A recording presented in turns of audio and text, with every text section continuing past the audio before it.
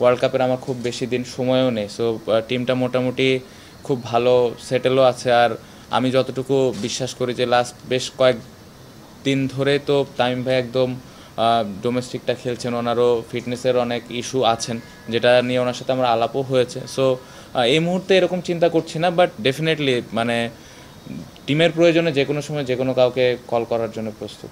টুকটাক কথা হয়েছে কী অবস্থায় উনি আছেন, বা আমি অ্যাজ এ ক্যাপ্টেন হিসেবে কি চিন্তা করছি, এই বিষয়গুলো নিয়ে ডিসকাস করেছি। এই মুহূর্তে আপনাদেরকে ক্লিয়ারলি বলা মুশকিল, কারণ একটু সময়ের ব্যাপার, উনিও একটু সময় নিতে চেয়েছেন, একটু চিন্তাভাবনা, যেহেতু এখন ডিপিএলও চলতেছে, সো টুর্নামেন্টটা শেষ হোক, আমারও একটু চিন্তাভাবনা করার ব্যাপার আছে। বাট নর্মালি একটু ক্রিকেট নিয়ে কী অবস্থায় উনি আছেন, কী চিন্তা করছেন, এই বিষয়গুলো নিয়ে একটু আলাপ করেছি। আমরা কখনোই তো একটা বড় কোনো আসরে ট্রফি জিতি নাই, এটা শুধু আমার না, আমার মনে হয় বাংলাদেশের প্রত্যেকটা ক্রিকেটারের ড্রিম। আমারও সেম ওই ইচ্ছাটা যে আমরা 3-4 বছরের মধ্যে কিভাবে একটা ট্রফি দেশে আনতে পারি, যত তাড়াতাড়ি সম্ভব তত ভালো। বাট এটা নিয়ে প্রত্যেকটা প্লেয়ার ওইভাবে কাজ করে। সো ওইটা একটা ড্রিম, সব থেকে বড় ড্রিম।